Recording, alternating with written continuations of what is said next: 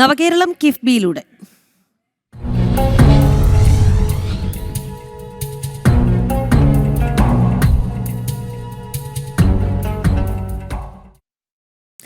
നെയ്യാറ്റിൻകര നിയോജക മണ്ഡലത്തിൽ കിഫ്ബിയിലൂടെ നിരവധി വികസന പദ്ധതികളാണ് നടപ്പിലാക്കിയത്. ആരോഗ്യ വിദ്യാഭ്യാസ മേഖലയിൽ സമഗ്ര വികസനം ലക്ഷ്യമാക്കി നിരവധി പദ്ധതികൾക്ക് കോടികളാണ് ചെലവാക്കിയത്. കുടിവെള്ള പ്രശ്നത്തിന് പരിഹാരമായി 2 പദ്ധതികൾ നടപ്പിലാക്കി.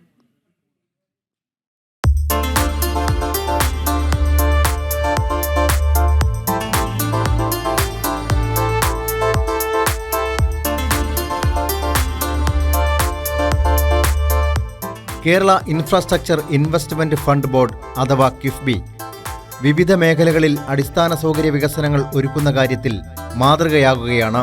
നമ്മുടെ സമൂഹത്തിന് ആവശ്യമായിട്ടുള്ള പദ്ധതിക്ക് പുറത്തുള്ള വിഭവസമാഹരണം കണ്ടെത്തുക എന്നുള്ള ലക്ഷ്യത്തിലേക്ക് കൃഷിക്ക് എത്താൻ വേണ്ടി കഴിഞ്ഞു. അത് കേരളത്തിലെ 140 നിയമസഭാ മണ്ഡലങ്ങളിലും 100 കണക്കിന് കോടി രൂപയുടെ വികസന പ്രവർത്തനങ്ങൾക്ക് വലിയ പങ്കാളിത്തം വഹിക്കാൻ വേണ്ടി കഴിഞ്ഞിട്ടുണ്ട്. വിദ്യാഭ്യാസ മേഖലയിൽ പുത്തനുണർവുണ്ടാക്കാൻ കിഫ്ബിയുടെ വലിയ കരുതലുണ്ടായിരുന്നു. തിരുവനന്തപുരം ജില്ലയിലെ നെയ്യാറ്റിൻകര മണ്ഡലത്തിൽ കിഫ്ബി ഫണ്ട് ചിലവിട്ട് നടപ്പിലാക്കിയ വികസന പദ്ധതികൾ നിരവധിയാണ്.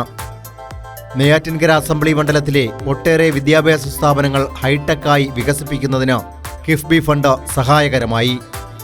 Balaramapuram government higher secondary school 5 കോടി രൂപ ചെലവിട്ടാണ് നവീകരിച്ചത്.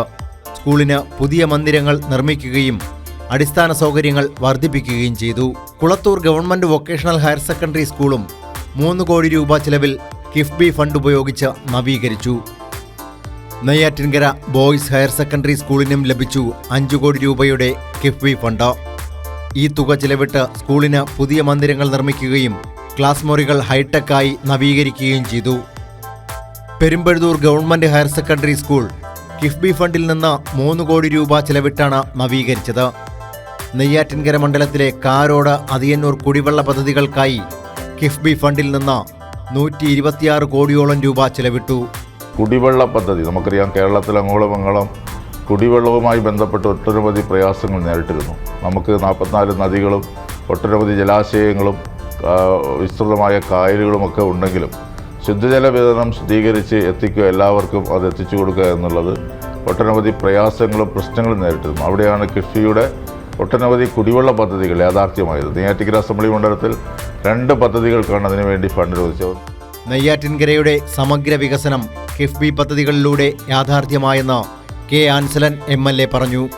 കേരളത്തിലെ ഏറ്റവും പ്രധാനപ്പെട്ട ആരോഗ്യ മേഖലയിലെയും വിദ്യാഭ്യാസ മേഖലയിലെയും അതുപോലെ തന്നെ PW റോഡുകളുടെയും അതുപോലെ തന്നെ മറ്റ് പ്രധാനപ്പെട്ട വ്യവസായ സംരംഭങ്ങൾക്കും എല്ലാം തന്നെ ആയിരക്കണക്കിന് കോടി രൂപയാണ് കിഫ്ബി വഴി നമുക്ക് ഒഴുകി എത്താൻ വേണ്ടി കഴിഞ്ഞിട്ടുള്ളത്.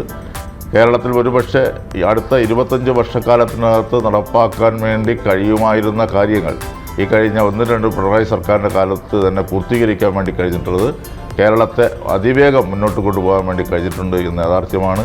അതിൻ്റെ കരുത്തും ഏറ്റവും പ്രധാനമായത് കിഫ്ബിയുടെ ഫണ്ടിങ്ങാണ്.